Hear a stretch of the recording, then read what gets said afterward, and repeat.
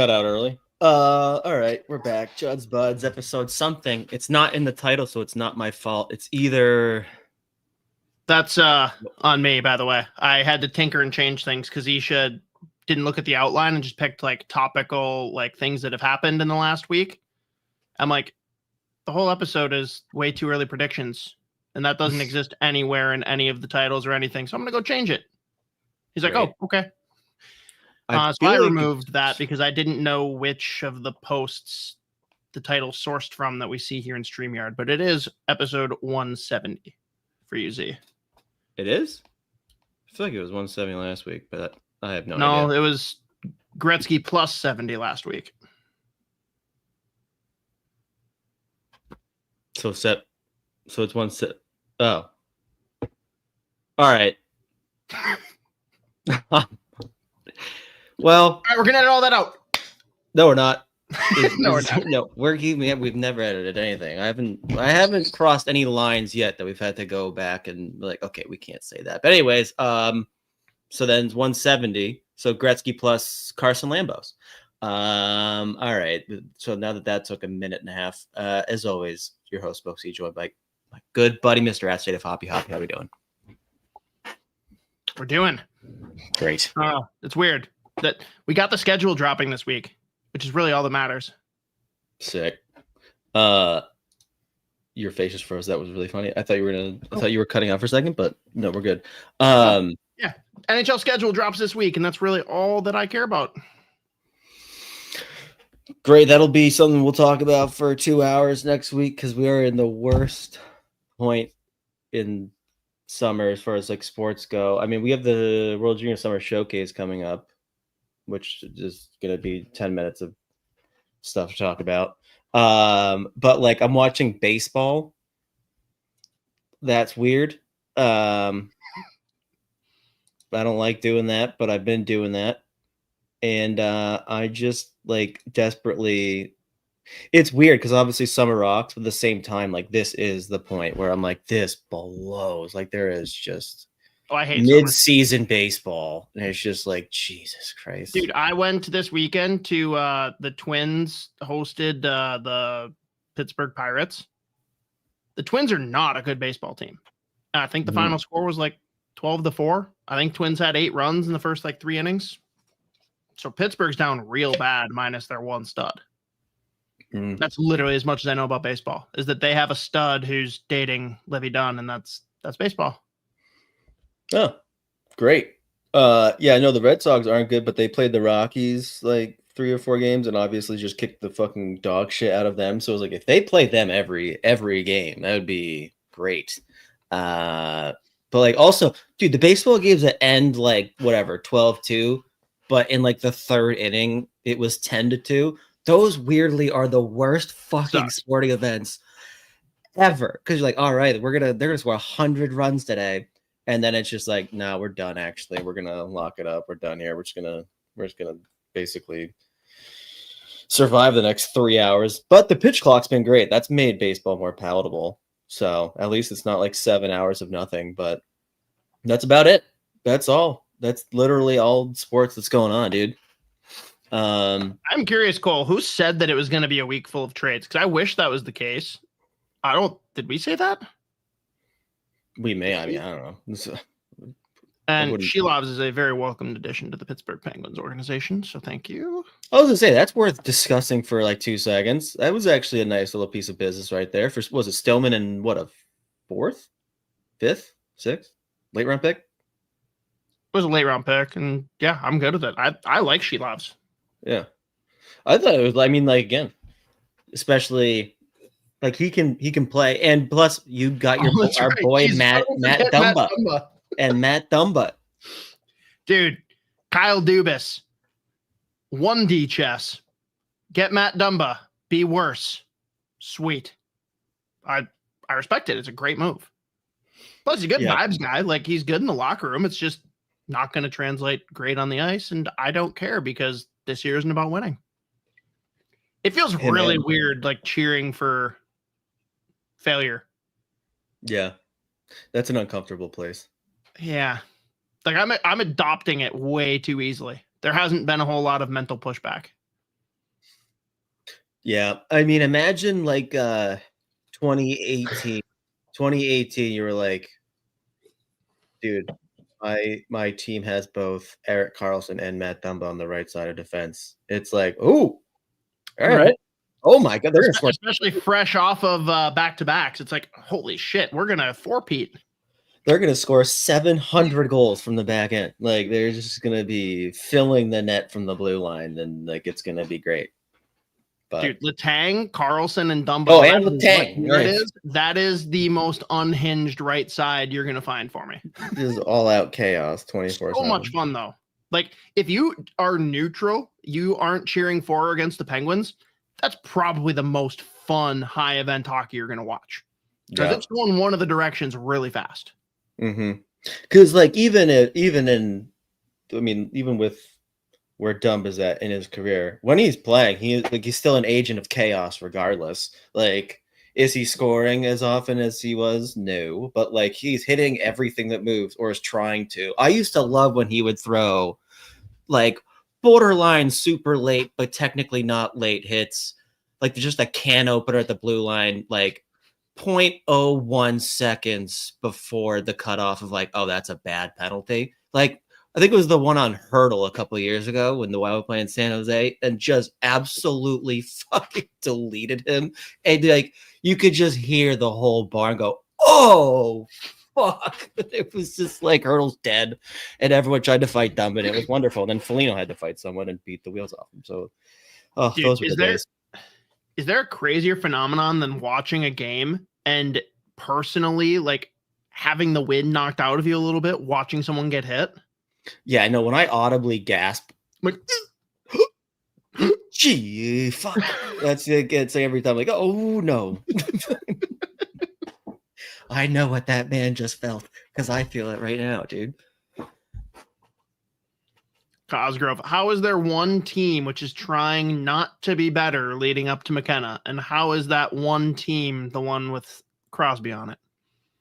It's math. If you didn't know that everyone has said this, and someone just like posted it last week, like trying to be the galaxy brain, like, look at how smart I am. It's like, dude, people have said this for months.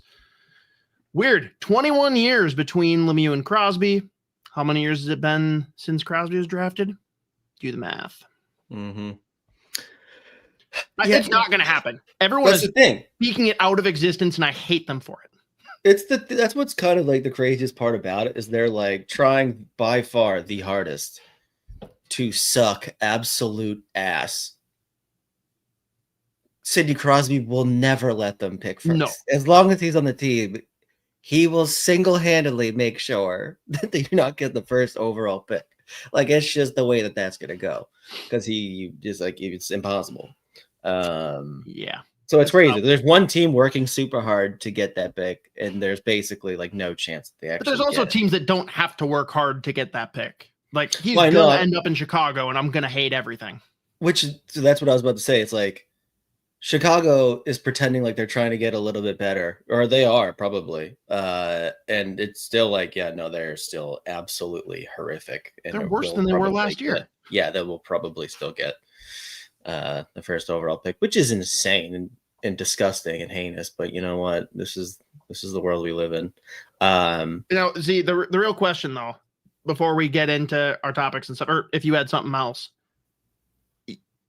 would Dubas even pick McKenna, or would he trade back and accumulate? Like, would he do the, hey, give me all of your picks this year and you can have my first pick?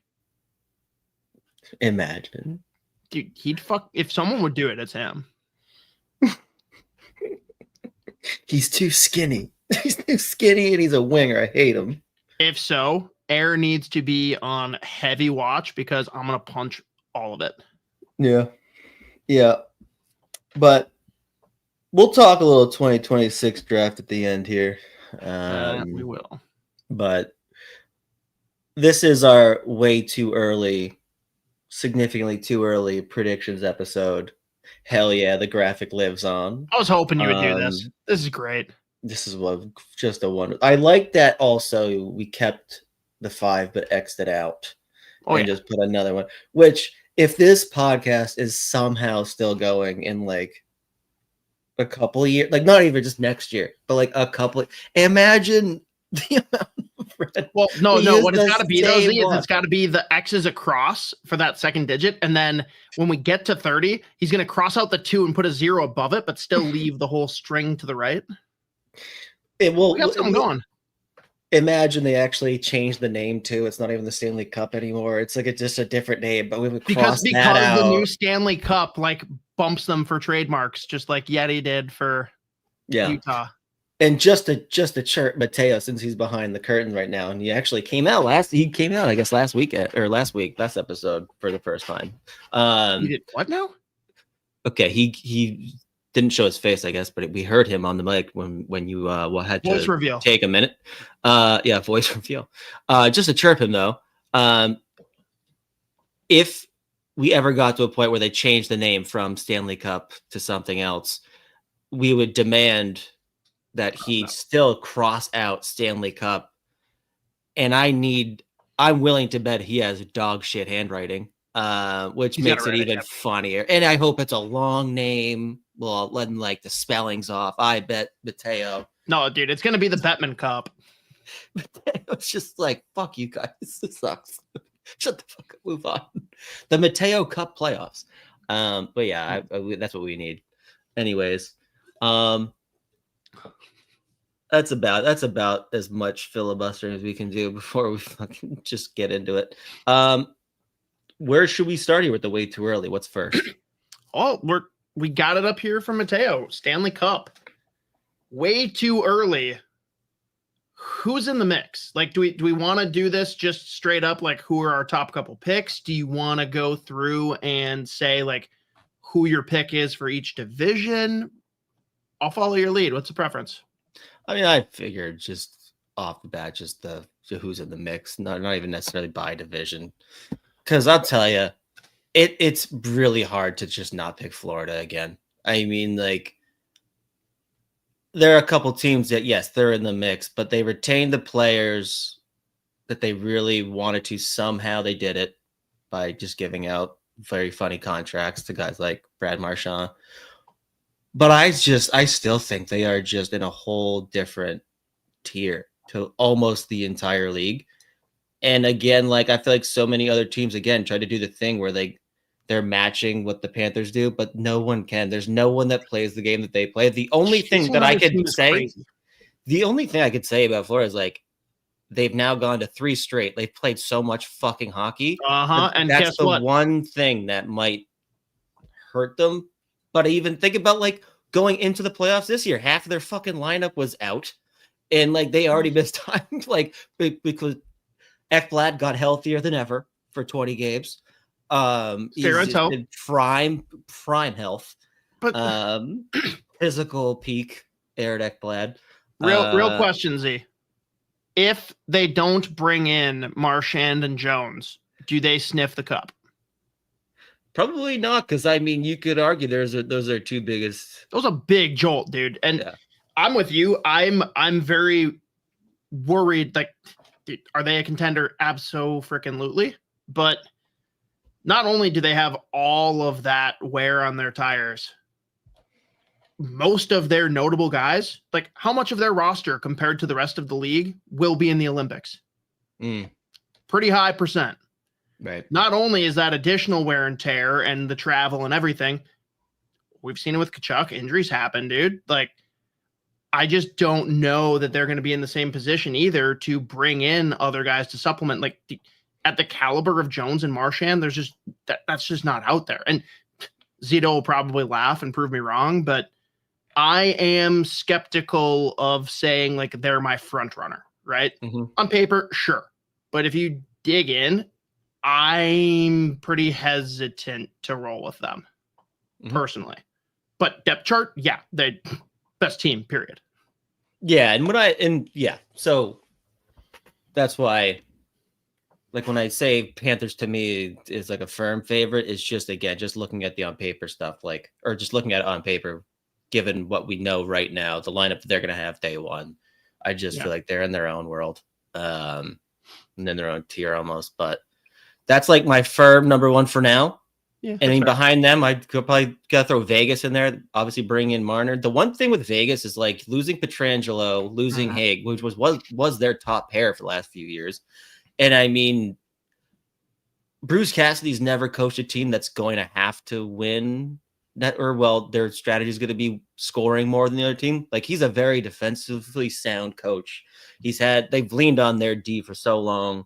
I mean, now like you look at guys like McNabb's 35, he's going to have to play more minutes. So, I mean, it depends who they can go get, I guess, before the deadline or whatever. Maybe they've got some young kids coming. I'd have to go look at their depth chart again, but losing Pietrangelo and Haig, as far as just like their top pair goes, the two guys that have played together, they don't have anyone that's ever been a number one defenseman on like a solid team after that. So that's the one question mark for me, I guess. But they're still, I mean, you bring in Mitch Marner.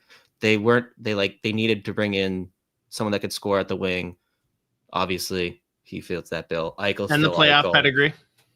Right. So like, yeah, he best playoff performer last year, obviously. Notable playoff performer. But I mean, you look at the top talent that's still there. Dude, how about Reeves just shitting on Leafs fans and literally touring Marner around Vegas to get him there? That's a guy that for sure, as soon as his contract is up, he's got some kind of front office position lined up with Vegas. There's no way, which kudos to him. Smart. I think for me, Vegas is like going to be, and this has nothing to do with Marner, but they're going to be the Toronto Maple Leafs this year. They're going to be the regular season heroes. And in the postseason, I think they're going to have some trouble because you said it, right? Pietrangelo and Haig, big hit on the blue line. I think that affects you way less in the regular season than in the postseason, assuming health for the rest of their blue line. Like if you lose one more big name, you're in trouble. But I think it's still a top half of the league blue line, and they can get through the regular season. And now they're taking that base of the identity with a lot of these players being good two-way guys, the way Cassidy coaches, and they're going to inject an extra jolt of offense on top of that base that they've just kind of got there by default now. They're going to look really good in the regular season. People are going to be pumping their tires going into the playoffs. And if they don't pick up like a 1A, 1B type defenseman, it's going to be dicey for them come postseason. So I think they look really good in the regular season. Not a team I'm picking in the postseason. Mm-hmm. Yeah, I mean, on top of that, the Pacific outside of them and like Edmonton is I mean, that's a division that kind of stinks now too. But so they're going to look great in the regular season. Like I think they're an Atlantic Light though. Like, hear me out. I don't think that there's really a god awful team there. Like, sure, San Jose, I guess, but like Ducks will be better. I think Seattle will be, even if just marginally, they will be better. Calgary, I don't think is a joke. I just think, and San Jose is still a fun team. They're not like, maybe they'll end up being the dumpster fire that Chicago has been the last 2 years, but I still think that they're not like a team that rolls over and like completely sucks. I think it's a competitive division that's going to have a lot of guys vying for that last spot, like the Atlantic, just not like they're a peg or two down from the Atlantic. Sure. So like similar theme to the Atlantic, or I said, yeah, just a shittier Atlantic. I almost said the Athletic, which is that's a very funny idea if they had their own division. The Athletic division is just the worst. I did. Why doesn't the NHL sell sponsorship rights for the conferences or for the divisions? Like they did it for the COVID season. I kind of like that idea, but whatever. Yeah, Vegas regular season heroes, postseason, I don't trust them at all. Edmonton, I kind of see being the opposite. They'll get into the playoffs, and then, hey, if they're healthy and if they maybe add one or two pieces, like, watch the hell out. The Central is the scary one. Like, how you feel about Colorado? Dude, everyone is, like, really, really high on them, and I'm not. I could change my mind really fast, but like, I don't see how you look at this team and say they're better coming in. Like, oh, good, we've got Brock Nelson from the start. Like, I think he'll be a solid player. I don't think he like changes the game for them. Having Drury be your 3C, I don't see that being the key. Yeah. Not having Mikko Rantanen for the entire season. Like, sure, you got Gabe back, and like Natchez, dude, is Natchez even going to be there for the season? They've got to try and move off him because he doesn't want to extend. I love like that Natchez has just been like, maybe. Everywhere he goes, like, maybe. He's like, I don't fucking know, man. They're like, you want to stay? He's like, what meme that is? Just like, maybe. Maybe. Maybe. It's kind of like Mark Wahlberg in The Departed, even though I fucking hate that guy. It's like, maybe not. Maybe fuck yourself. It's just like, all right, well, fuck. Yeah, I don't know if Marty wants to be here. Are they a playoff team? Yes. Am I gonna be gushing over them like I was going into this recent postseason? Not as it sits right now. But I like their blue line. I think their goaltending is better. So like they're gonna be a solid team. I just like, dude, they're way too top heavy. Mm-hmm. They're a one-line team. Yeah. Yeah, I mean, I feel like, I think I said this multiple times throughout this past regular season too. I really did feel like there were just so few, if any, like absolute elite teams. Like this is why I said earlier, like that Florida to me is just in their own like tier. And again, there's going to be different things happening throughout the year. Like guys have played a ton of hockey, like guys going to be going to the Olympics, injuries are going to happen, whatever. But like top to bottom, it's just like, fuck, what a goddamn well put together hockey team. And it's just like they can play it any way you want to play it, but it feels like they're going to dictate it though. Like it's going to be so hard to decide, like, no, we're going to make Florida play our games. Like, I don't think that's fucking humanly possible. I don't know anymore. The roller coaster is going to be weird one, though, right? Of like, when are they on and when are they off? Right. I mean, think about how bad they were coming into the playoffs. Like, how bad were they like coming into the playoffs? They looked like shit. And then they enter the playoffs. They're like, we're going to kill everybody. And that's just how this is going to go. And everyone was like, yeah, no, that's exactly how you're right. That's how this is going to go. Right. Let me throw this one at you. I'm thinking about throwing some money, which feels dirty, but I'm thinking about doing it. The Toronto Maple Leafs. For the cup or for what? The cup, baby. I mean, I got to see more. Do I think that they're going to like fall like people are talking about with Marner gone? No. But there's still some shit they got to figure out. One thing I will say, though, I love obviously bringing in Michelli because I just think he's one of the best passers. This is a Michelli podcast for sure. Dude, I love them down the middle, though. Like, you got Matthews, Tavares, Watt, and Lawton. 1 through 4, it's like all 4 of them are slotted into the exact centers, like the exact line I feel like they should be. Tavares is still going to score 30 goals. Like, he's going to do that regardless. We'll see what happens without Marner. But the wings past the first line is what scares me. Right. Again, huge Michelli fan. Nice is only getting better. Bobby McMahon somehow like just scores 20, 24. Are they going to load the first line? Michelli, Nyes, Matthews? Oh, I was thinking. Or Nylander. Nylander, yeah. No, I think Nylander and JT, like, that second line was so good with McMahon, actually, too. McMahon, Tavares, Nylander. I think that's probably what they'll stick with. They need to get more from, like, Max Domi as far as just, like, some kind of scoring on that third line. But I just fucking love Nick I'm less worried Law. about that than the blue line. Yeah. Point blank. The blue line scares me. Yeah. And again, like I said, that doesn't concern me for the regular season. Postseason, it does concern me. Yep. Yeah, I kind of just had to throw it out there because it was like, I don't think I've seen anyone really hype them up as like a potential cup contender. And I was like, you know what? I'm just going to start saying it. Might throw a little money on it. And if it goes the way it usually goes for me as far as predictions, it's going to be, they might be picking it top 10. So if I really start amping up, go Leafs go. Like, can I get a go Leafs go? If we get Zach on here, I'll start getting find ways to be satirical about it. Yeah, it's been a while since a Leafs fan sent me a death threat in the DM, so I might have to get back on. I have to get back on my bullshit. And get that going again. I miss that. Integrity asked, chances of the Wild getting a divisional spot this year, which I believe he means finishing top 3 in the Central. Integrity, you can check me if I'm wrong. I probably don't see them over Colorado or Dallas.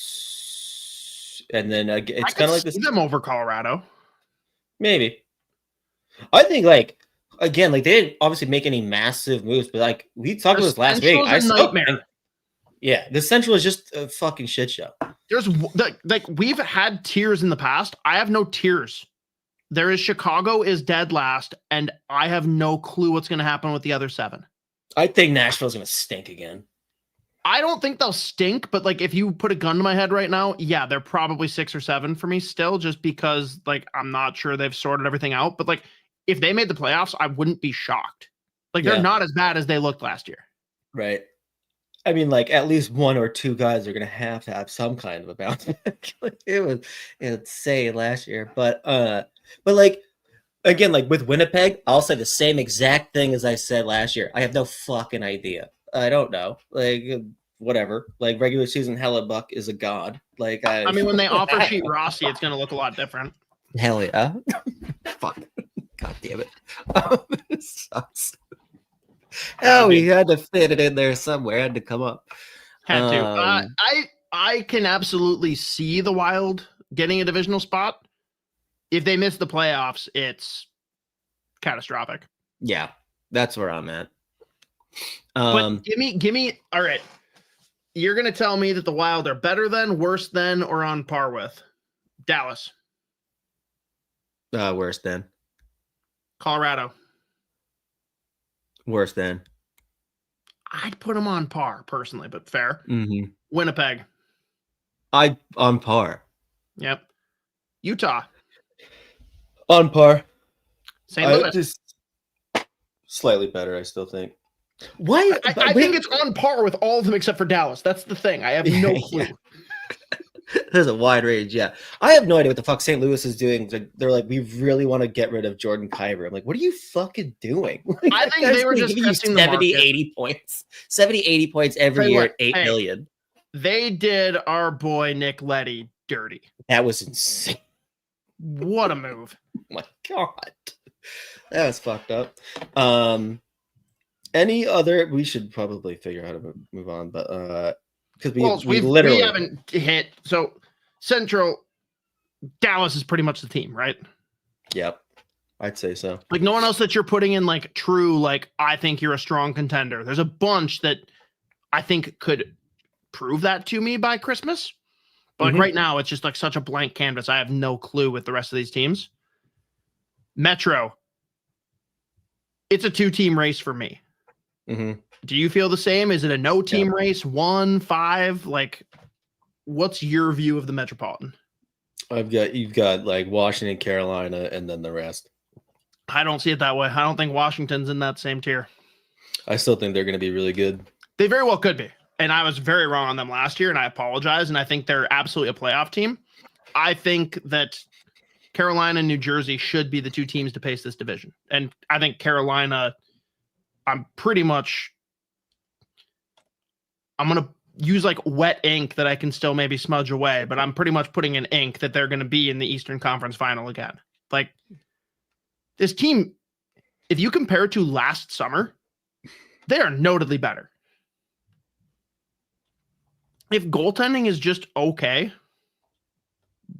they're set. Mm-hmm.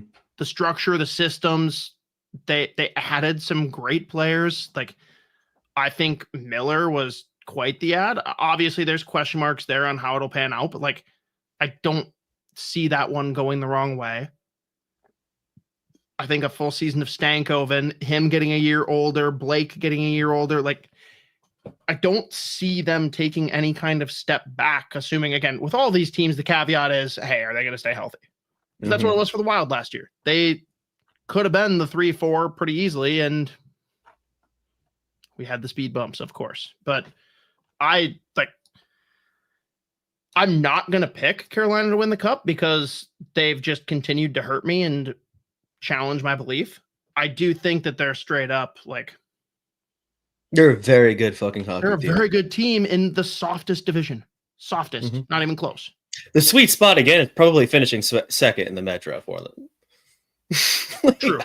Like, just Don't play fucking Atlantic pulverize the fucking Metro and just swim your way to the fucking Eastern Conference final. The backstroke. Do you think New into the Jersey Eastern can Conference be a contender?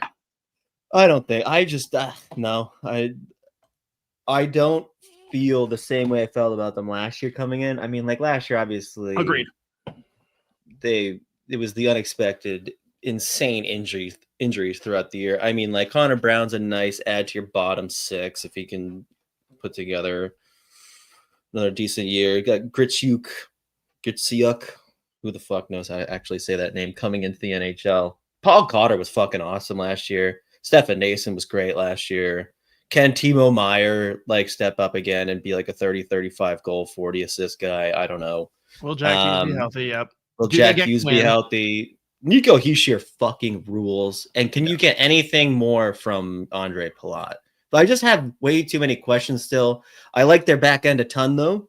If they can stay healthy, like of all of the teams, is there one that looks better on paper that you're more concerned with? Like you look at their depth chart, they look stacked, and it's just like it didn't click. And Jack Hughes is a big piece of that last year, obviously, but even when he was in, it's not like they were world beaters. Like this is definitely a team that's got some feeling out to do, but I'm 0% shocked if they win the division and look like world beaters going into the playoffs. I'm just not going to sit here and bet on it.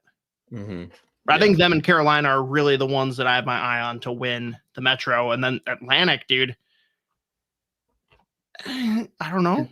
Pick your poison. I can't get off the drug that is the Tampa Bay Lightning. Mm-hmm.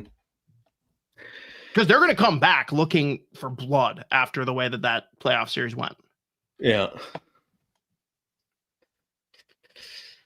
Bjorkstrand, can he step in right away? Can he stay healthy and like score? I mean, like, God, Brandon Hagel's so fucking good. Connor Geeky, can he stay in the NHL and can he step up and like have a monster season? Yeah, I still have some questions overall. I mean, like the Yanni Gord thing was a weird one for me. I mean, like obviously was a great player there. Was fine in Seattle. Like, how much are they going to ask him, or what are they going to ask? How much is from Sam him? O'Reilly going to elevate them? Sam O'Reilly, I do love him. I put him in at the end of my first round last year. Fun fact: I think I ranked him 31 or 32 for the 2024 draft. He fucking rules. That was a nice piece of business for both sides. Honestly, I think that Tampa made out pretty well, given that the guy flat out said, "I'm not staying here." Given the fact that he said, "I'm not staying here," if you can pull that trade off, you take that all day over like a fucking conditional 5th round, 4th round pick or whatever.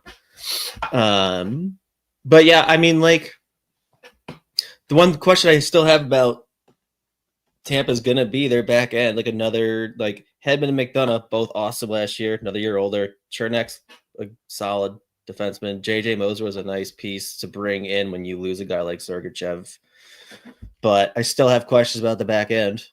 But it's always nice to have Andrei Vasilevsky if he can stay healthy for the 75 games you're going to ask him to start. And the best first line in hockey. Yeah, it's ridiculous. Kucherov is just a freak of nature. Like, I just don't. Just watching him it's sickening because I hate him. But I also just love the way that he plays hockey at the same time. It's a sickening feeling. But yeah, I mean, they're going to still be a solid fucking hockey team again. But I still have some questions about them. Again, I have Florida, and then there's like 6 teams that I'm like, they're competing for 2nd, 3rd, 4th, like whatever. Yeah. No, Mateo wants us to talk about Isaac Howard going to Edmonton. I don't know that he's going to do a whole lot this year. I'm more curious off of that.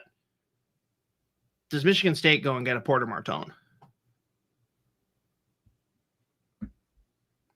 I'd be very bummed. Very, very bummed. Mm-hmm. But, I mean, do you think he does much in Edmonton? Like, I think eventually, but I don't think this year he's going to, like, pop off or do anything crazy. Am I wrong? Yeah. I have to, like, really put some, like, I don't even know how much I don't really know what. Like, are they going to, like. Edmonton doesn't have a Charlie Stramel. Yeah. Tell me, hang on. I got a question, Z, for you and everyone in the comments. How many Hobey Baker Awards did Isaac Howard win before playing on a line with Charlie Stramel? Hang up and listen. Answer. I believe it was before Stramel. I believe it was 0. And after Stramel, how many? I believe it was 1, sir. Huh. All right. No further questions, Your Honor. Thank you. Match that. I bet you know what? I bet McDavid won't be able. McDavid won't be able to get him another Hobie this year. I bet he won't be able to. I won't. If he could play with Connor McDavid, Isaac Howard will still not win a Hobie Baker this year. Guaranteed. That's insane. That is a stat. And dude, what if Porter Martone came in and played with Stramel and they bullied everyone and Porter Martone wins the Hobie over Gavin McKenna? There you go. Anyways, I also don't think McKenna. Well, actually, McKenna will probably win it just for the headlines, but I don't know that I'm convinced that he'll be the best player in college hockey yet. Maybe. Would be very unshocking if he was. I'm just like, that's not where I'm leaning right now. But yeah. All right, moving on. Any other teams worth discussing? So pretty much Florida, absolutely. I think we're both lingering and afraid to say Tampa, but also like they're right there. You think Toronto, I think Carolina and New Jersey, you think Washington. We have mixed opinions on Vegas. Edmonton's pretty much the opposite of Vegas. And Dallas. Feels about right. It's kind of the list, more or less. All right. I don't even remember. What's next, Mateo? We already kind of hit on the Wild there, too. Do we want to, as we transition out of this and just to like check the Wild bucket, any initial thoughts on where they finish, team performance, like any just like bold proclamations that are way too early?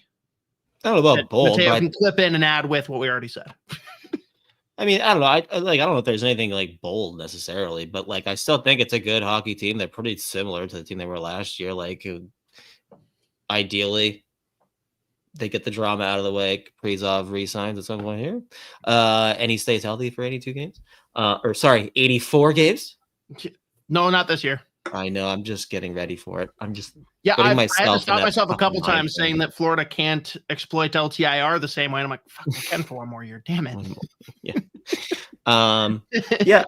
I mean, we'll see. The one huge thing that isn't, I guess, completely out of the realm of possibility. There's one of those two defensemen in Spurgeon or Brodin. He moved out. Sure. Well, and to Cole's point, there's two defensemen that are going to be battling for Calder. You're sick. If they both finish top 3, that'd be so cool. That'd rock. There have not been many years where two guys from the same team were nominated for Calder together. And to be honest, I bet there's been one since, but I can literally only remember back in 2007. I feel like there was one recently, though. There was like, who would you pick? I will say that if this team stays healthy, I think they do get the number 3 spot in the division. Maybe number 2. Yeah. I'm just never going to be bold enough to say that they're going to stay healthy. That's the thing. Actually, that could be a bold take. They stay healthy. Yeah, let's do that. Let's speak that out of Just kidding. They like literally are starting. He's getting McKenna. They're starting unhealthy, so it was already done. That's also true. Well, okay, if they're healthy after that, damn it. Yeah, okay, fair enough. That's dead. Cole Rossi was not a top 3 finisher, I don't believe. I thought he was like 5 or 6 for Calder, but I might be wrong. Tarasenko over under 20 goals. I mean, with the caveat of health, I think I almost want to call Post. Hits 20. I might hit the over on that, to be honest. Well, I mean, again, I guess if he's playing in the top 6, he's probably going over. I don't know where that goes. I'll say fuck and take the over. I'll set the over under 22.5. You're saying he's going to hit 22.5, or that's where you'd put the over under? That's where I'm putting my bold over under. Okay, bold over under. I'm like, be a very bold prediction to say he's going to get half a goal, but exactly on the nose. Yeah, this isn't even that bold, but I'm putting Gustafsson in the Vezina Mm-hmm. Probably doesn't win it because he's in Minnesota. I think here it is. Faber, second in voting for the Norris. Ooh, I like that one. I like that one a lot. Gustafsson, second in voting for the Vezina. Kaprizov, second in voting for the Hart. And Minnesota just melts collectively.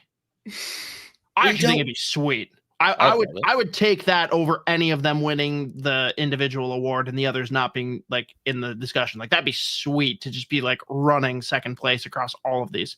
Eck, second in voting for Selke. Keep going. What else we got?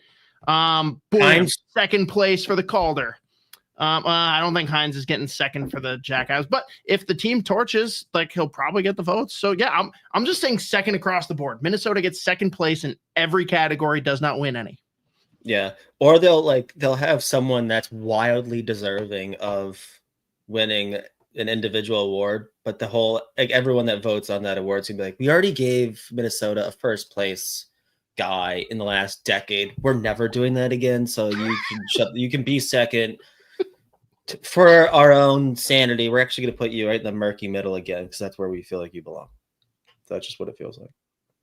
Just imagine the banner that the Chargers would make for us. I still am like, fuck. We almost win at everything. No. One of the they just put up a Ricky Bobby poster. Just if you're not first, you're last. Still one of the very few like quadruple takes, aka like double tapping the rewind button on the Twitter video when the Chargers posted that video. I was like, what the fuck was that? What a you guys. What the hell did we do to you? But yeah, very fun. So Mateo asked, and it's not up anymore, who are the three most critical players to the Wild having a successful season next year? I mean, you can go a lot of different directions with this. I'm gonna say I got my number one. Who's your top guy? Gus. I'm saying Boldy. That's a nice one. I don't even know if I'd put him Gus in. Is probably my two. Because I feel like Boldy is going to be up if Boldy there. Can be remotely consistent with what we saw in the postseason, again, I hope he's not playing with Kaprizov and he can still somewhat produce in that setting. If he can, like that changes everything. Mm-hmm. For me. I'd say him, and then I'm going to go with those two and Boyum. I'm not saying Boyum needs to be a number one defenseman or like lead the league in points, but if he can come in and solidify our PP1 quarterback and like play normal minutes and look like he belongs in the NHL, I think that's a huge jolt to this team. So there's my three. That's interesting. I mean, I'd go Gus, Kirill. But for me, it's just health with Kirill. I have no doubt in him producing. It's just, is he healthy?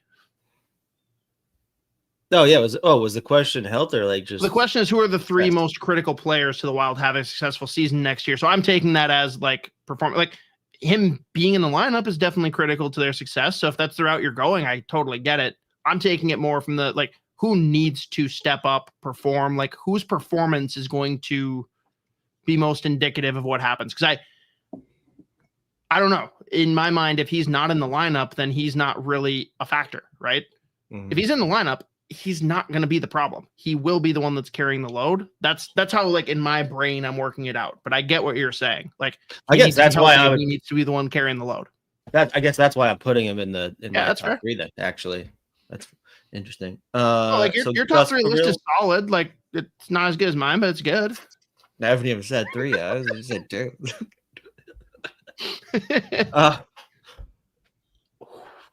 So Gus, Kirill.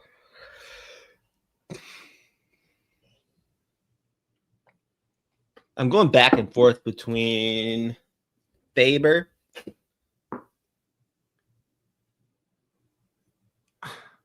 Yeah, we're just looking at this differently because for me, Kirill and Faber are the most sure bets on the team.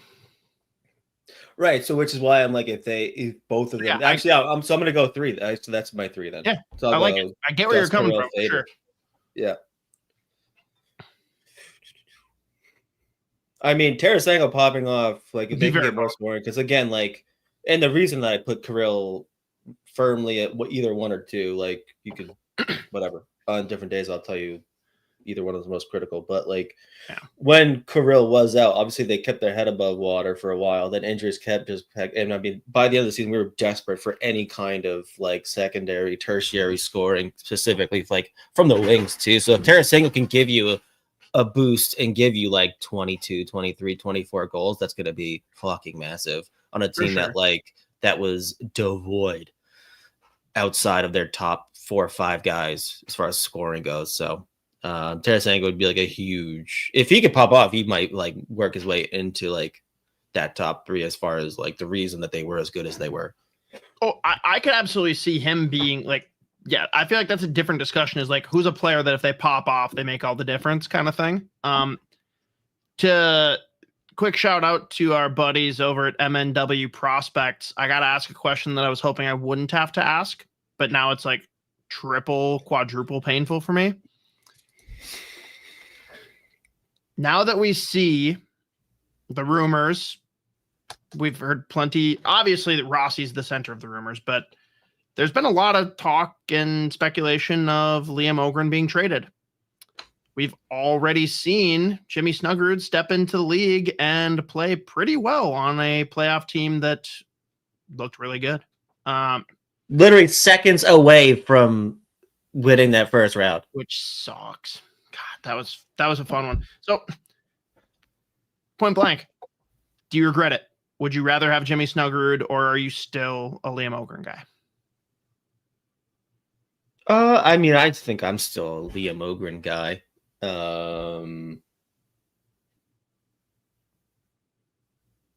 It's so weird because you're a Liam Ogren guy regardless, but like, which would you rather have? If you can just right now choose who's a Minnesota Wild player, which are you taking? Well, I mean, like obviously, what we've seen so far, you're going to go Snuggerud there. At the same time, it's one of those impossible, like hypotheticals, just given how much of a fucking roadblock there continues to be in Minnesota for young guys. That's true. Snuggerud would definitely be in. That's the thing. He would still be playing in fucking Iowa. Like even if he was a Minnesota, like he would literally be in Iowa still. Fans would be, or maybe he'd even just go back again to Minnesota and then really make everyone terrified. But I'd love Ogren on the second line if Boldy's on the second. If I'm being honest, Cole. But yeah, that's what's so hard about like the Minnesota Wild. They're such a fucking weird hockey team the last couple of years. Just with the buyouts, with the weird like contract situations they've had, the fact that they've been able to like piece together like some serious, like impressive amounts of wins, given where they put themselves, like how bad they shot themselves in the foot with like the cap, even just like the amount of contracts, the injuries that they've had, like basically last 5-6 years, it's been like it's impressive. Again, the amount of success that they've honestly had outside of like the disappointing, predictable playoff scenarios. But like, it's just a weird team. So it's always tough to like really gauge like, hey, would you want to pick that player up and put them here? It's like, well, I don't know how that would fucking look. That's why I have no fucking idea. But yeah. But I mean, he's been how good has he been for St. Louis? God. He's been good. I love watching him play hockey. He's so fun. Yeah. Brian asks, random question, LOL. What do you think Pitlick going to Iowa, since I see the Pitlick jersey in the back? I really like Tyler Pitlick. I liked him before I was a water carrier for the entire Pitlick clan.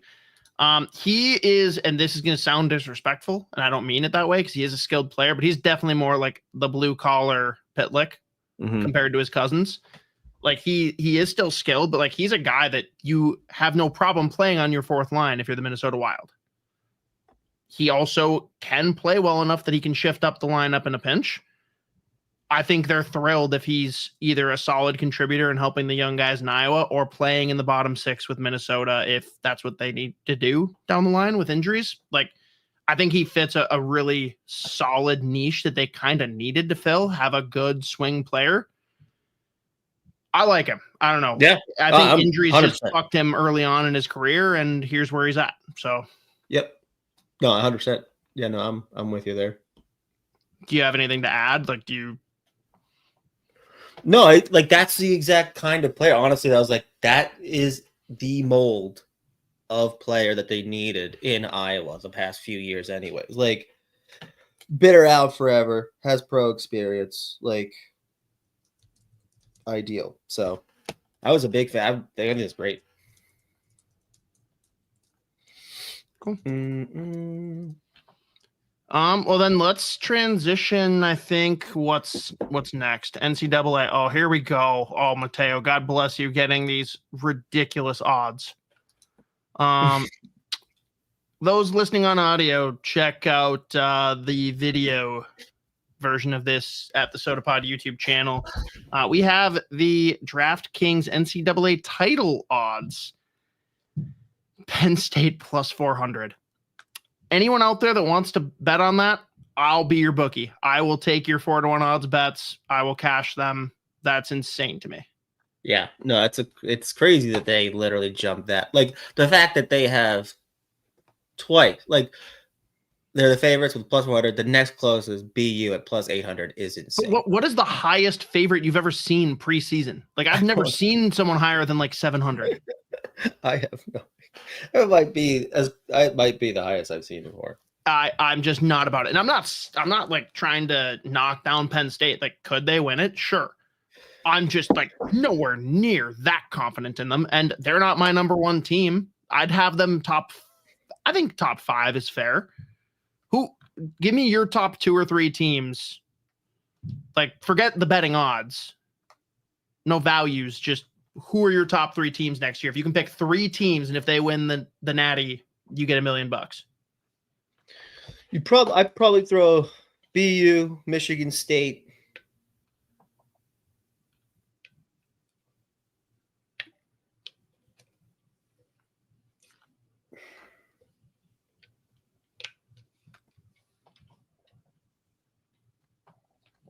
I might put.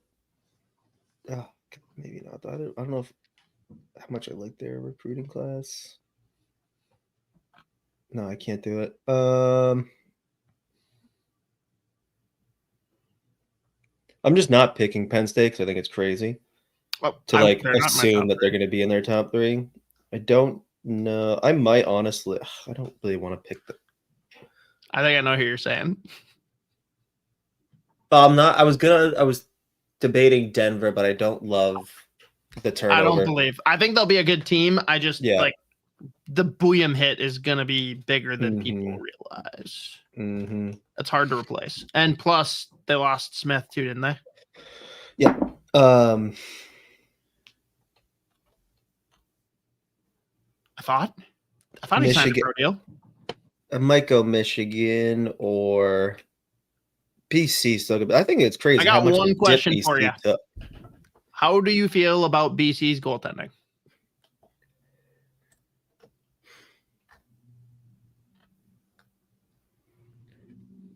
Not great. That's a bummer. That's a team that I really want to have be my third because it is BU and Michigan State are the top dogs, period. Yeah.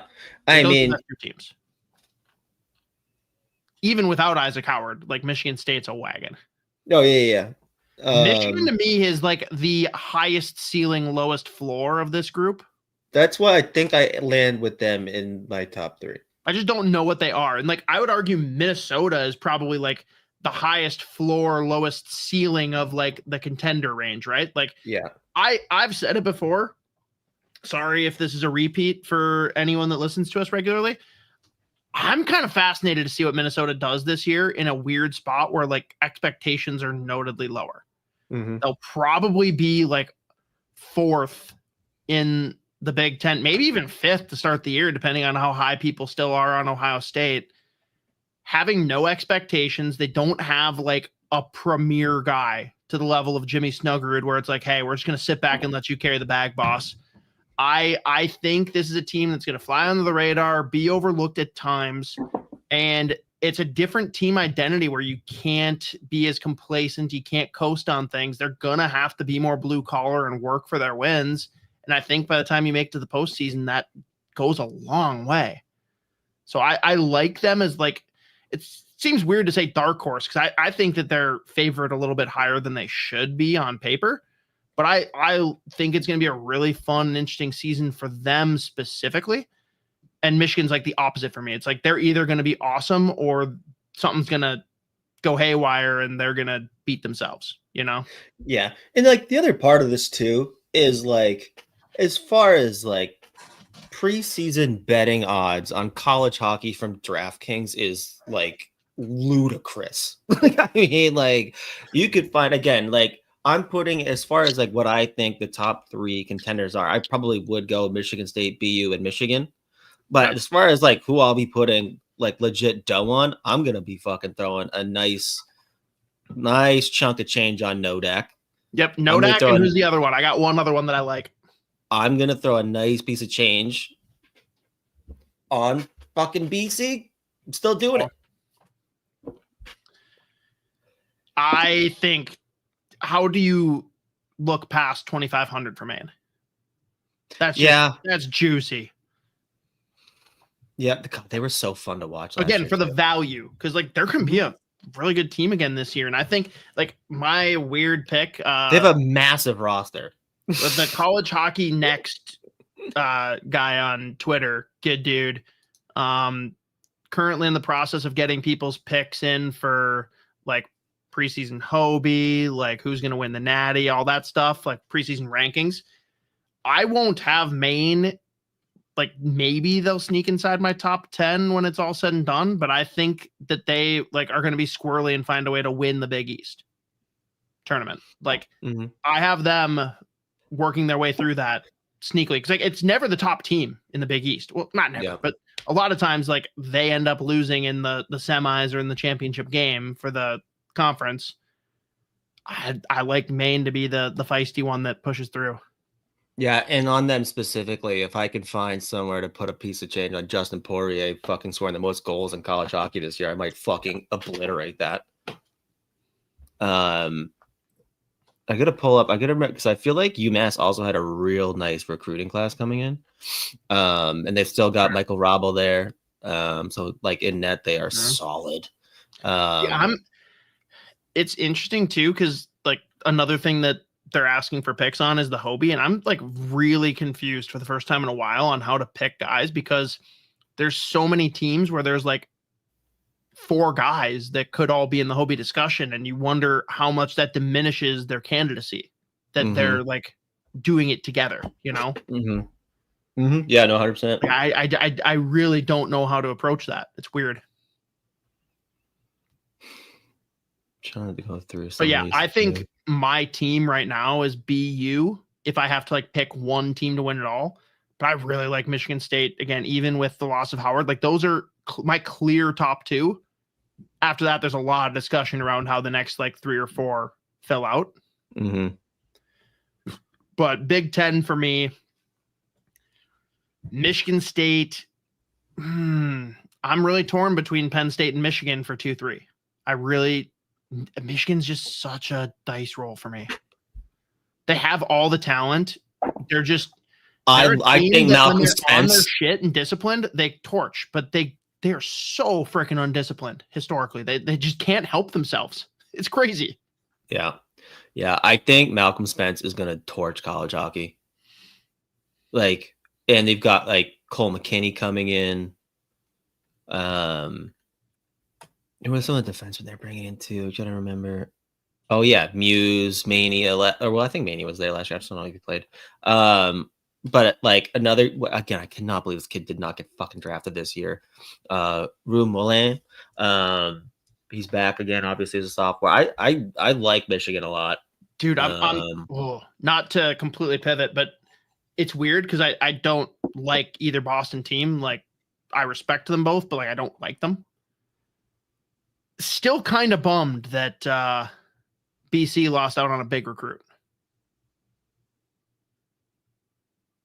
You didn't see that? Mm-mm. Oh, Frenchie is staying in the queue. Oh, yeah. He would have been so freaking fun playing with Hagens. Mm-hmm. So fun. And I'm weirdly like cheering for Hagens. Hagens is my top pick for the Hobie. Yeah, that's what I was for just anyone thinking that's too. listening. The hate there is just insane to me. From NHL teams, from everyone. Like now that he is driving that team and that line, he's going to go off this year and it's going to be fun. And I'm absolutely picking him over Gavin McKenna based on ice product. It'll probably still be McKenna just because, Gavin McKenna. Well, I mean, he's probably going to put up like insane numbers. I'm not saying that he's not a good player, that he shouldn't even be in the Hobie discussion, but I'm saying like, if he ends up in the final three, it's going to be him. Like he will just be picked, even if he's the third out of that group objectively. Mm-hmm. Hate to be that guy, but Riley, Denver, we kind of said, you look at guys like Bouillon being gone, Smith being gone, Devine being gone. I think they're still going to be a good program. They'll be top 2 or 3 in the NCHC more than likely, just because they're well coached and they've got a good foundation and still have some solid players.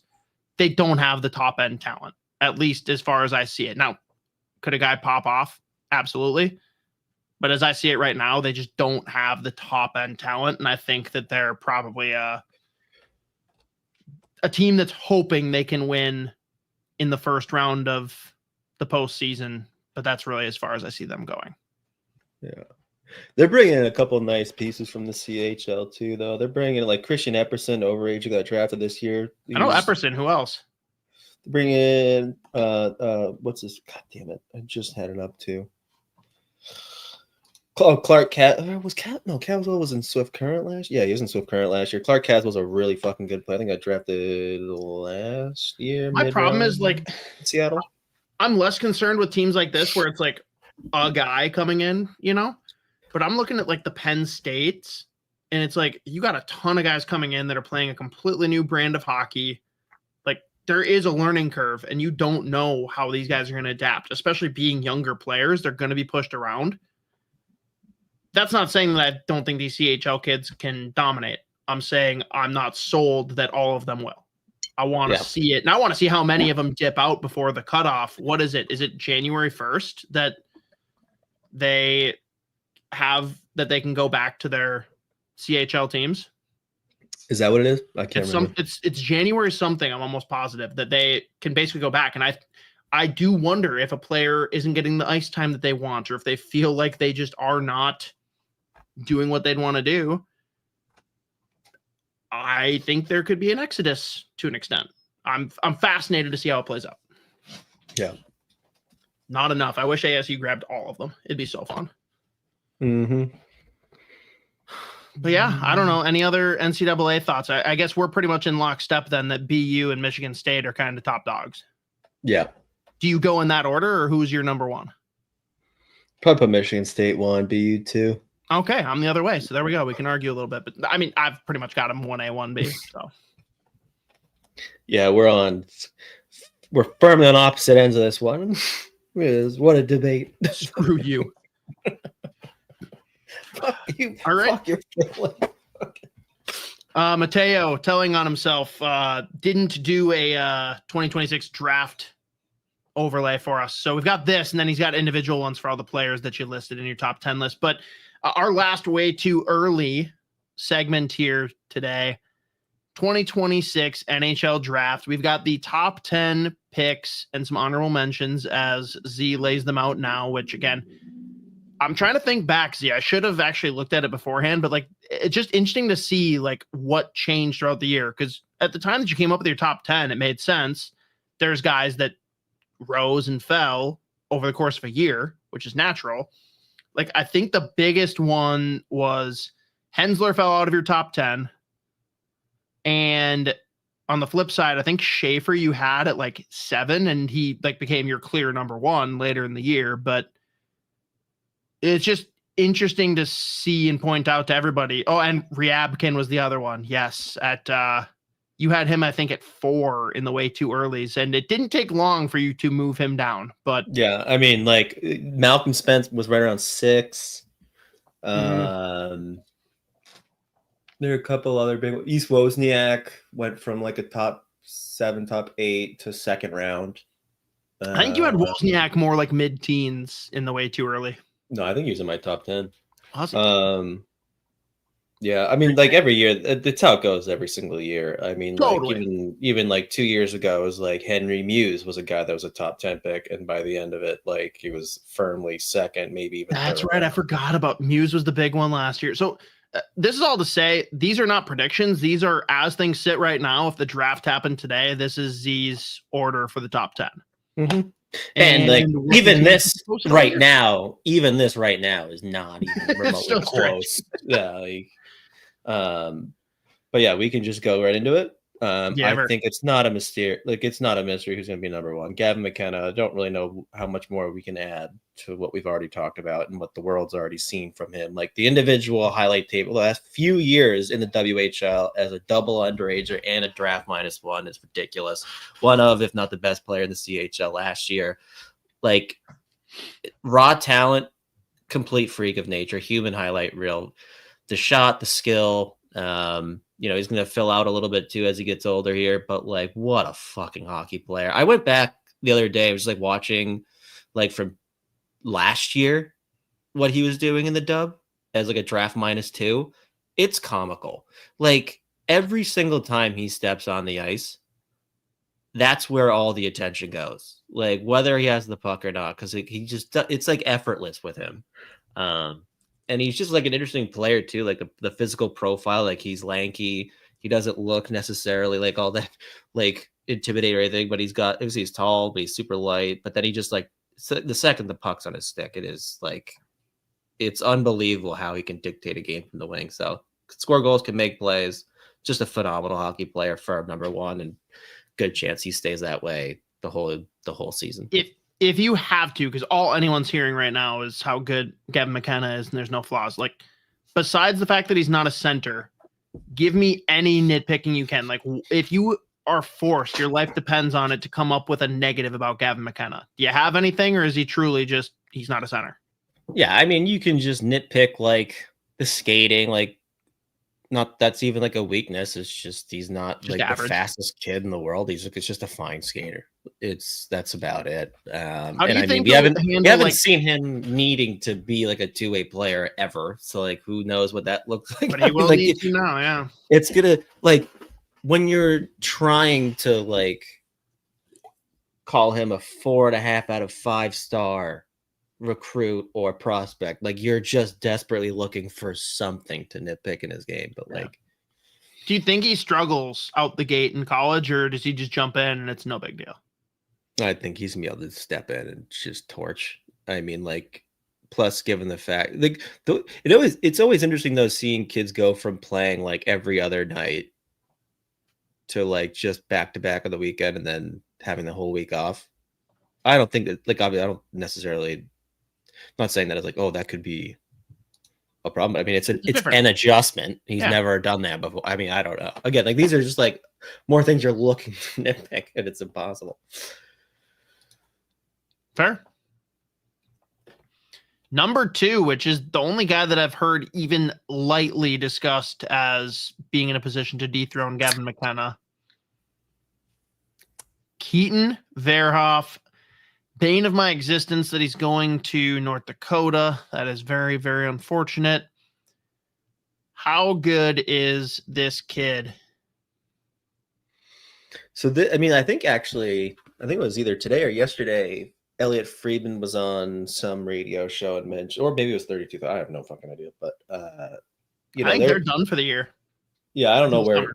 I can't remember where, or even how many days ago it was that he said it. And I mean, he's not the first person. Like, this is the one person right now, or the one player that's like in the conversation as far as like, hey, wouldn't be shocked if we watch him all year long, and like he challenges or he makes a debate for him over McKenna. But I mean, the kid just turned 17 like a month ago. 6'4", 220 pounds, something like that. Right shot D-man, super fluid skater, can make plays. I think he scored 21 goals in the dub this year as a draft -1 defenseman. But like the size, the skill, and the skating combo is ridiculous. I love the fact that he's going to go play college hockey too. And that's going to be a huge boost for Nodak, obviously, him and Reshny. Poor Victoria losing him and Reshny. I was going to say, dude, when does Victoria rebrand to the Victoria Junior Nodaks? It's now with Veerhoff going. But I mean, it's most goals scored by I think 17-year-old or 16-year-old D-man WHL. We're gonna see what he looks like playing against older, not necessarily bigger players, but older players. I think he's gonna be able to step right in. He's already a solid defender in his own right, but like a right shot defenseman that's 6'4" that skates as well as he skates and has the level of offense that he brings, like he's gonna be right up there. I would be shocked if he ever falls out of like top 3 in any list. Like the ceiling with him is just insane. And I mean, again, just given the physical profile, the tools that he has at his disposal already, like the foundation of like his profile overall is just like, he can't, like a super high floor too.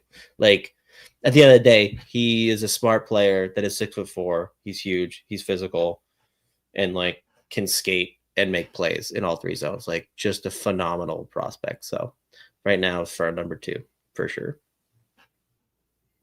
Number 3 then. First one off of Z's region. Ivar Stenberg. Brother. Get rid of the fishbowl, dude. Mm-hmm. Brother of Otto. So fun to watch. Dynamic offense. Can play center, can play wing. I mean, he's probably a wing at the NHL level, but plays. He's got the serial killer stare down too. Like yeah, he means business. That's, but he plays hard. He's physical. He's got the skill and the speed to challenge pro players already. He stepped into the SHL playoffs this year and was a half a point per game as a 16, 17-year-old. Or no, 17-year-old. He is one of the older players in this draft, I do believe. Yeah, I think he's eligible for this draft by a few weeks, maybe. But I mean, just super smart. Just watching him pick apart defense with the puck on his stick, it's very fun to watch. He's probably the best player for Sweden at the U18s this year as a draft -1. Put up insane points. He is very, very fun. Tons of skill. Again, the fact that he can play at speed too, and then he was able to step into the SHL playoffs and be a top 6 forward and be a half point per game, like that's unbelievably impressive. Like putting up 6 points as a draft -1 in like 30 regular season games would be impressive in the SHL, but he did that in 12. Like he is insane. He's got super high, like he's also just always in the right position. The hockey sense is off the charts. So he's got super high ceiling. Love watching him play. He's very fun. Can he legally be drafted this high if he's 5'10"? I think he's 6 foot. Well, online it says different, so I have faulty info. Ooh. Disregard then. If he's 6 foot, then how is he not legal? Above McKenna? All right. It's legal. It's legal. But this for you is the number 1 Swede. All right. Moving on. Number 4 in the way too early 2026 NHL draft rankings. Ryan Rubrick, another big Sick boy. Name. Yeah, phenomenal name. 6'4" center, skates, has legit skill, like super high offensive upside, and he plays hard. He is a prick to play against. Hits everything that moves. I mean, like it comes and goes. I guess you can nitpick, like compete game by game, but like more often than not, like he is all in. But I mean, just a big guy that could score 41 goals this year, I think, in 64 games in the O. Super smart, got insane hands, super high upside, obviously. So he's going to be looked at very favorably by teams, just given the fact that he's a center that can make plays, can score goals. He's got nice hands, and he's a big boy that hits. So a lot of teams are going to like him a ton. Big fan of Ryan Rubrick. Very fun to watch. I'm sorry, what position? He's a center. He is firmly a center or like maybe? I mean, right now he looks like a center. Okay. As far as No, that's what I'm asking. I'm not like challenging you. We always ask this about centers. Like, do they actually project as a center or not? You know, as of now, yes. All right. Moving on. Number 5, Viggo Bjork. This is a guy I need to hear a lot more about. It's going to be fascinating to see how teams feel about him, because what he just did at the U20 level in Sweden, he shattered every single fucking scoring record. Like, I think I've got to pull it up. I think he had 74 points this year in the U20s. And I don't think anyone's even sniffed that. Like I think that's the highest by like 25 points as a 16-year-old in the J20. The thing with him, though, he's like, I mean, he's technically a center, can play center. He's a 5'9", not heavy kid, but my God, when he has the puck, like, you can't take it from him. He can make plays. He can score goals. He stepped up. I think he scored in either his first or second game in the Allsvenskan with Djurgården this year. And it was his first pro goal was insane. I think it was his first game. And it was just like carving 2 defensemen and then sniping. But insane hockey sense. The fact that he's 5'9" and he is not uncomfortable flying through the middle of the ice is impressive. But again, just what he did in the J20 as a 16-year-old, an undersized 16-year-old, is insane. Very fun, dynamic skill. Again, the fact that he can score and make plays. And like, despite the fact that he's 5'9", he is not afraid of being physical. He will happily look for contact, plays through contact. Super high upside. Again, if what we just saw this draft continues next year, I mean, he might go fucking 15 for all we fucking know. Because everyone's just looking for the guys that are 6'4", 6'5", which in this draft class there are plenty, especially with the guy that's coming up next. But we gotta pause quick, dude. This guy at number 4, immediately at the top of my all-name team list. But we're vibes guys. Like, obviously, you cover a lot of what's happening on the ice, and I just can't help but get into the vibes. We talked about Stenberg, who, like, literally not allowed to smile, assassin. Bjork is the guy that's sitting there beating your face in and smiling and laughing as he does it. Like that's the vibe I get from his face right now. It's like terrifying. Giggling, like, oh. Two-hand. So yeah, anyone that's listening to the audio, definitely go to YouTube, check out the video. But yes, and to your point, we got a monster here. Number 6. Ethan, is it Belchets? I think. Sure. Doing it. Going with it. 17 years old, 6'5", 220 something, 225, 27 pounds. First pick last year, the OHL draft. He started off the season real hot as far as points go, like cooled off. So like the points don't jump off the page at you, but he is an absolute freight train. He is the guy that's that big and that physical. Like I remember early on this past season, I was watching Windsor, and I think the kid that he fought was like 20. He was like his last year of OHL eligibility, and ragdolled. I mean, ragdolled him. Just beat the absolute wheels off this kid.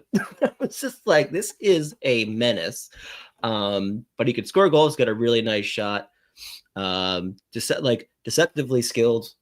So he's got super high upside. Again, the fact that he is a menace on the forecheck, he hits everything that moves. He's unlike, we talked about, or I mentioned earlier, Rubric. Yeah, like the compete comes and goes at times, but when it's on, he's just like running guys through the boards.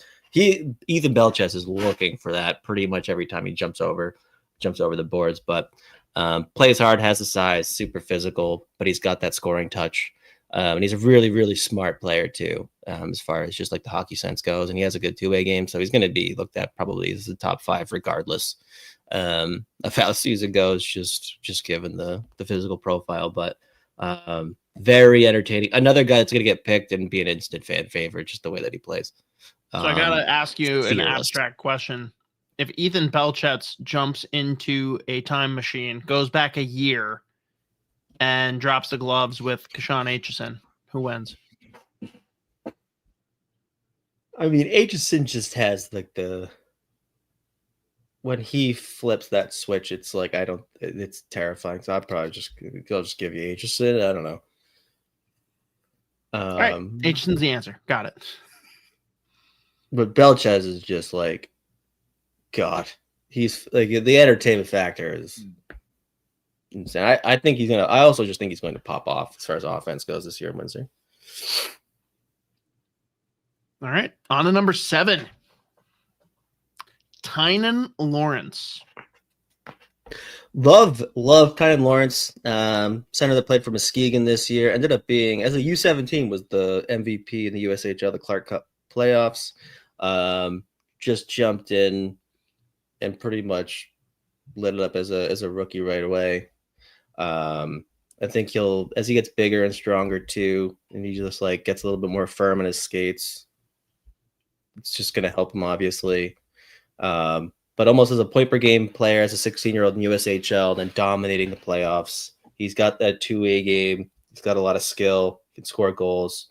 One of the smartest players in the draft class. So for me, firmly in the top 10, and he'll be someone that will probably be looked at in that top 5 as well. And I mean, like the hockey sense of decision making and the playmaking. Like, it's very fun. So I love Tynan Lawrence. Again, what a monster year as a 16-year-old in USHL. And the fact that he was I think it was the first Clark Cup Muskegon one this year. I think it was the first one they won it.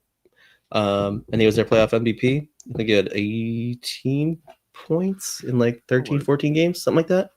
But he looked phenomenal. So it's just a very, very transferable game too. So EP has him going to BU for 27-28. Hell yeah. Do you think that happens any sooner? That seems probably. They're gonna have it either this upcoming offseason. Yeah, this upcoming offseason, they're probably gonna lose like enough players. Like, yeah, you gotta come over now. Right. All right. Tynan Lawrence. Moving on to number 8. Ryan Lynn. Ryan Lynn, another very fun player. Just a super talented right shot, puck mover, really good skater. I think he had he was almost a point per game in the WHL this year as a defenseman, which is obviously impressive on that Vancouver team. And I think the only other defenseman to put up that many points was Landon Tupont, who's a 2027 eligible exceptional status guy. But really good skater, really good on retrievals. Got another one of those players that it's just like makes life so much easier for the forwards as far as like retrieving pucks, moving them. He's got a good first pass. He can skate out himself, can transport, and obviously he's got legit offense. But he's a factor in all 3 zones from the back end. He can be a minute muncher. I think he's going to be another guy that pops off this year, puts up impressive points, probably over a point per game, honestly, the WHL this upcoming season, depending on how Vancouver fills out the rest of their lineup, but looked really good as a draft -1 this year. Again, I think it was 50 something points in 60 games. But again, like the fact that he's a right shot, unfortunately he's not 6 foot, so that might make him a 7th rounder. Why do you have him in the top 10? Yeah, that's my bad. Don't tell any of your friends who are NHL scouts that I did this. Judd'z just unsubscribed. Judd'z sent me a personal message. Hey man, fuck you. No, I love Ryan Lynn though. I think by the end of the year he might be right around 5'6" too. I really not height ranking. He's not going to be. That would be really bad. Imagine the reaction from scouts at the combine if a kid gets listed at like 5'11", he comes in, they're like, oh, let's see if hopefully he's actually 6 foot. It's like, oh shit, he's 5'6". Ryan Button? We're gonna shoot him. We hate him. No, I love Ryan Lynn. I don't know why. I'm a big fan of the name. I think he might weirdly make it into my all-name team. I don't know why, but I like it. But either way, right shot D-man, super fluid skater, really good on retrievals, like like the skill doesn't like pop off when you watch it, but like super smart, always makes the right play, makes life very easy for the forwards on Vancouver. So big fan. Judd's making us change the name of the podcast. Damn it, Judd's. I'm just gonna open up the inbox on Twitter and I'm just gonna have the GIF from The Office. I have several questions. Number one, how dare you? Rowan, how dare you? I was laughing very hard the first time you guys interviewed Judd, and he was like, "Yep, I am familiar with the show." I was like, "Fuck, I am." It's like, and God you damn agreed it. to come on here? No, he wants. Problem is, like with current family situation, I will not be getting out there this summer, and he very much wants us to go to the restaurant and sit down and have beers with them. But that's that's going to be a you solo activity because I was supposed to selfie out of nowhere. It's like, oh fuck, we're actually going to drink 12 you're beers gonna get one and of those then like do. blow up sex dolls, and you're just going to put like a Soda Pod T-shirt on it, be like, yeah, this is my buddy.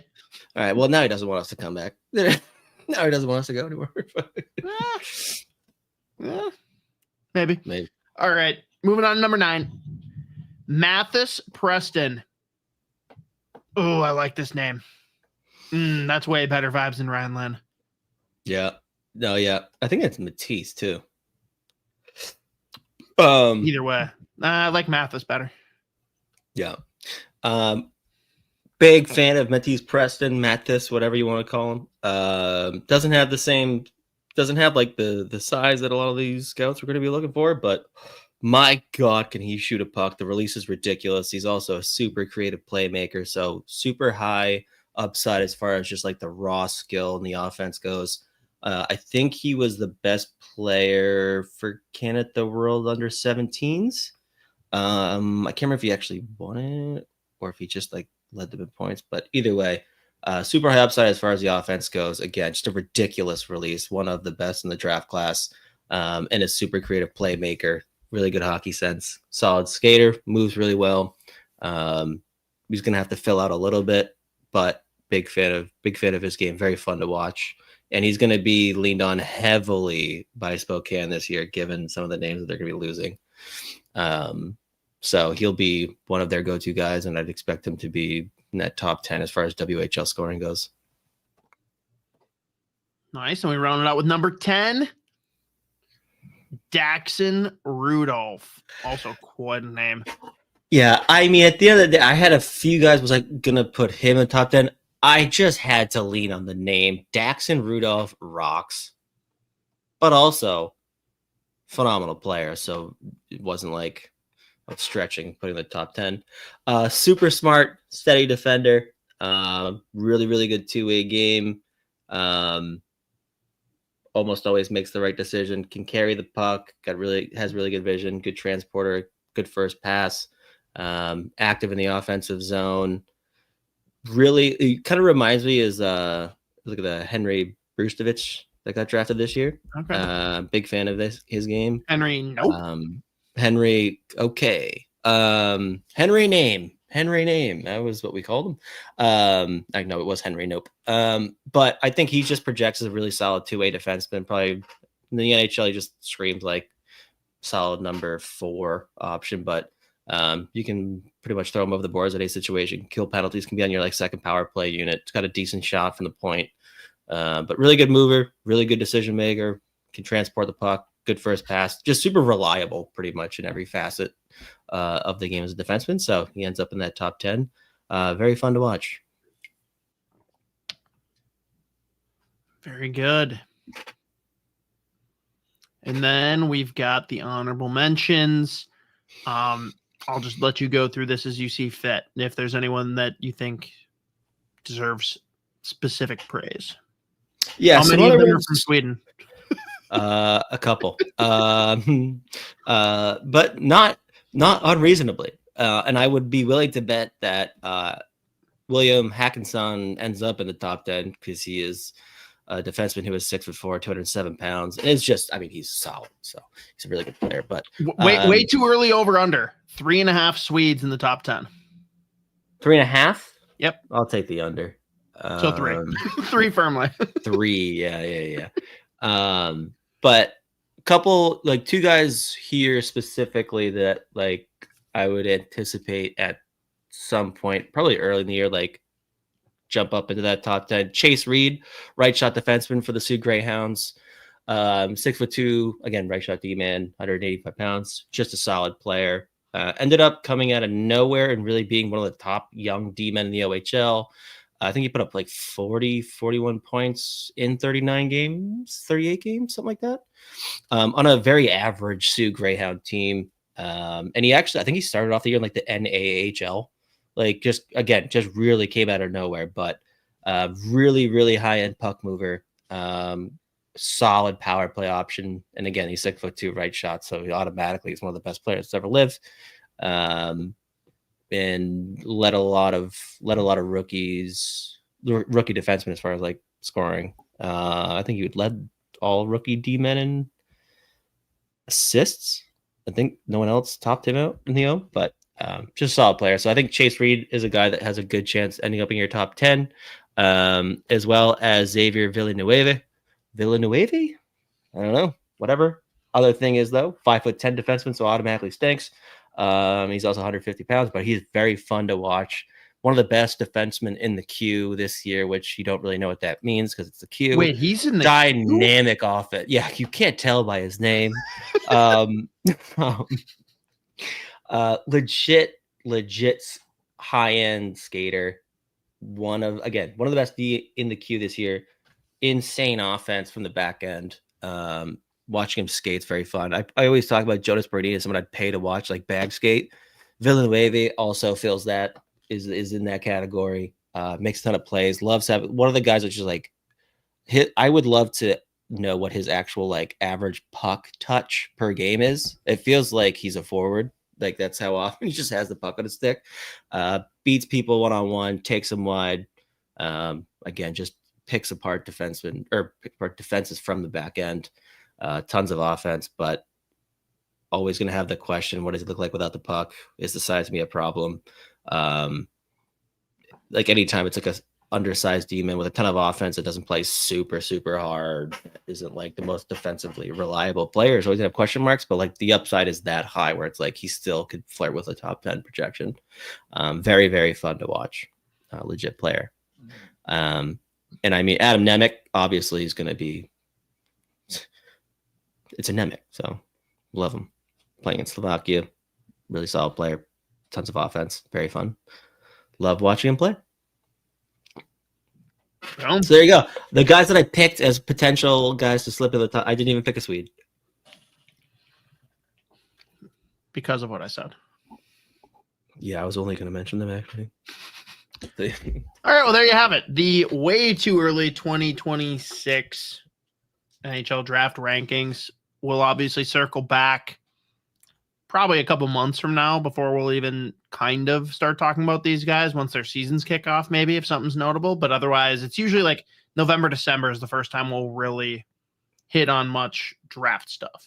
Oddly enough, before Cole, like literally half a second before he put that in there, have we had another like way too early top whatever draft with this many potential all name team candidates? No, there's no way. Ryan Rubrick, Keaton Vierhoff is honestly like terrifying. Ivar Stenberg, Tynan is a crazy first name. Matisse Preston. I still think it's Rubrick and Bjork for me that are the top two, but there's a lot of great options. Vigo Bjork, Daxon Rudolph again rocks. Like I just love that. Love that name. Dude, you know our boy would be all over Vigo Bjork. Yeah. You know who our boy is? Guy that went from Boston to Minnesota to Boston?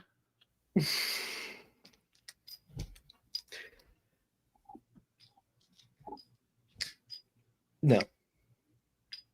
Really? I'm disappointed. I don't know what you're talking about. He may or may not be obsessed with Lord of the Rings, and his hero is Viggo Mortensen, and that's why he would love Vigo Bjork. Can't say I know who you're talking about. That's fair. Just kidding. Last segment. Actually, not here anymore. We will work this in the future because we have decided that we are a Utah Mammoth adjacent podcast. I do understand. Don't worry, I'll get you a permanent overlay to reuse. One, Z, my mission, I haven't figured out how I'm going to do it, whether it's going to be with AI or with Laura's help, or if we've got a listener who wants to contribute. My mission is to basically replicate the sketchy Elmo on fire with Mr. Snuffleupagus on fire for our Utah Mammoth segments. Some kind of branding around that is just necessary. But my question to you is, way too early prediction. Where do the Utah Mammoth finish in the Central Division, and do they make the playoffs? I'm going to put them in the playoffs because this is now a Mammoth podcast as well. I'm going to put them. I think they get in with a wild card.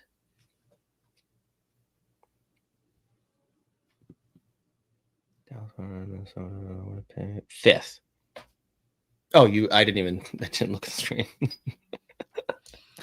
5 just seems like the easy pick. Yeah. And we did, again, just because we're at this point of the podcast where there's 2 people listening, and the 2 people are you and me. Like 4. Yeah, maybe 4. And the bots. Early prediction, aka it's already solidified. Ethan Belchez is easy, like John Deere category for all name team. Ethan Belchez feels, I feel like that guy just wearing overalls, riding a tractor, just beating the shit out of everybody. And I just wanted to make sure I mentioned that because I forgot to earlier. That should have been how I started. What a tragedy that we didn't have the John Deere all name team group for Brady Martin. True. You know who's another good one? Gavin Cornforth. Well, yeah, whatever a guy that's smart, Scott, it's like, I need him in my fucking first round. You pieces of shit. You're like, we can't do it. So we put him in second, I think. What a name. Phenomenal player, too. Gavin. The name Corn is in his name. It's insane. I like that. Yeah, that rocks. But maybe since this is now a Utah Mammoth adjacent podcast, we're going to add a Utah Mammoth prospect rankings episode. Yes. No, we have to. Oh my God. Yes. All right. We're a Utah Mammoth podcast now. Let's do it. Hell yeah. And you know, we're going to actually, no, we need this though, Z. That literally completes our like quadfecta of, we got the Wild. This is obviously a Wild first podcast. It will remain that. No one freak out. But now we have an alternate team in every division. Yeah, before it was the Wild and then a team from every other division. We got Boston for the Atlantic. We got Pittsburgh for the Metro. Vancouver for the Pacific. And now we've got the Utah Mammoth for the Central, which is weird that they're in the Central. They should be in the Pacific, but here we are. How does the 2C problem? God damn it, Mateo. That's our question for every team we represent. How do we solve the 2C problem? What does this mean for the Toronto Maple Leafs? How does this affect the Leafs? How? Yeah, no, we're gonna do that. We're gonna rank the prospects for the Utah Mammoth. You just assigned yourself homework. Next week we're doing the Utah Mammoth prospect pool. You want to do it next week? Yep, next week. All right, we can do that. You know who our guest is gonna be? Who we're gonna have join us? Judd Brackett. Imagine he was like, that guy sucks. That guy's a loser. Wait. Oh, I wanted him. Wait, delete that. I want to trade for him still. Yeah, we ranked him. Trade breakdown. I mean, weird trade for the Mammoth. That's pretty much what it comes down to. Good work by the Leafs. Yeah. Real nice piece of business. Big fan. The first L for them since we became a Utah Mammoth podcast. So, yeah. Yeah. Who is their starter? Isn't it Vmelka?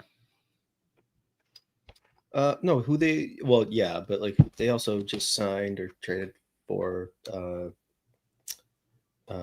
my God. Why am I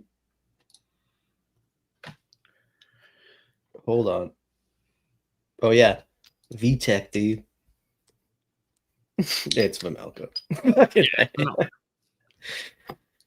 And 1C Logan Cooley. Here we go. But yeah, I think that does it for this week. Next week we will do way more Utah Mammoth talk. And whatever comes up for the Wild, please, guys, like if you have stuff that you do want us to hit on and you know of it in advance, especially the summer, DM us, let us know, comment, whatever.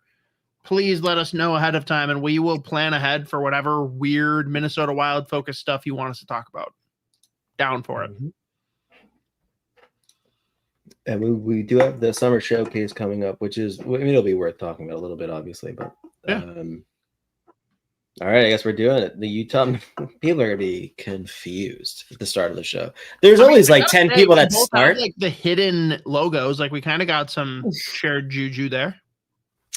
It's gonna be interesting because there's always like 10 people tuning in at the beginning when we're talking about anything that they care about, like Minnesota / any Wild prospect related stuff, and then we just go down a path and people are in the chat or again in DMs are like, please stop. And I'm like, that's funny because like every week it's like one or the other. We either like plummet or we like take off. We usually plummet. And there's no rhyme or reason. Like the weeks that like I'm like, oh, this is gonna suck.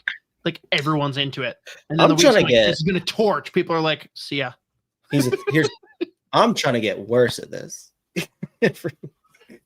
I want to eventually bottom out where it's literally you and me, and Mateo's like, I am only going to stick around if you pay me. Do you accept Troop Bucks? Troop Bucks. What about Stanley Nichols? I'll give you I will give you 1,000 Stanley Nichols if you never talk to me again. What's the exchange rate between Shroot Bucks and Stanley Nichols? The same as the exchange rate between unicorns and leprechauns. Okay. It's one of the better exchanges. It's so good. So good. I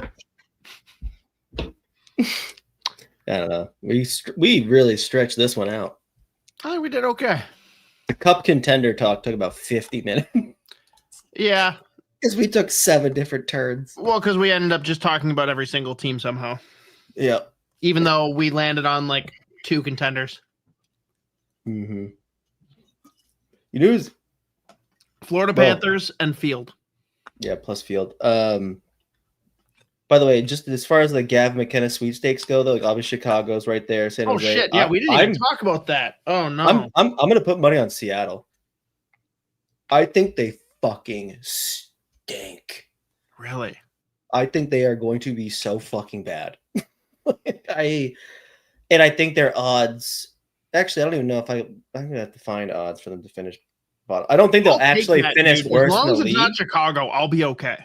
Oh yeah, I'd love it if they got the first pick. And I'm not saying I think they will be the worst team in the league. As far as like a bottom 8, 9, 10 team that has a chance to finish close to the bottom, or is like decent odds for finishing worst in the league or getting the first overall pick, I'll hammer Seattle. It's an interesting one. Like, even last year, they bring in like Montour and Stevenson specifically as like the weird contract that they signed. Stevenson, I think, scored 13 goals. Like, I mean, like, and he's not gonna improve. And they traded out a bunch of other guys. They've got a couple of young guys coming in. Like, I just think they're gonna be awful. Dang. I'm not saying it won't happen, but that definitely wasn't my like leading pick on the bingo card. I'm still like, I'm convinced he's going to Chicago. Yeah. It has to happen. Yeah, it's gonna make me throw up. But I mean, that's the. But if I'm putting money on it, it's the worst team to put money on because God, they suck. Yeah. I don't know, dude. It was the Islanders this year. Who's going to be the team that's like barely missing the playoffs? Dude, Columbus. That would rock. Yeah, I just don't want any bad things to happen to them because I love them and I love Dean. No, they literally barely miss the playoffs, but they win the lottery. Oh yeah, okay, that works. We like that. That's what I'm saying. Like, because look at the Islanders. They were like, what, 11? And it's insane at the fucking Islanders. I didn't throw enough of a temper tantrum on second camera. Lou is gone too. You know, the league went to him like, if you get rid of Lou, we will reward you. Please just get him out of here. We need him gone. Oh man. But Dean, that'd be so fun if he went to Columbus. Mm-hmm. And we haven't talked about this enough, but like they're weird drafting and like they've got like 3 or 4 legitimate goalie prospects. Andrea, so just Dean putting his foot down and being like, I got fired because of goalies. That shit's not happening again. Give me goalies. I think this happened after last week. The Andrianov kid that they took 20, they're signed a 5-year deal in the kid. That was already like, supposed to happen though. Like everyone knew that was coming. Yeah, signed a 5-year deal. Like the players that they just like passed on. Whatever. You love the player. Meredith Gaudreau would have never picked him. Did a great job with her first pick. They should have just had her make all the picks. That rocked. She rocks. Agreed. Mm-hmm. I don't think there's a better note to end on than Meredith Gaudreau rocks. End this shit. Hell yeah, brother.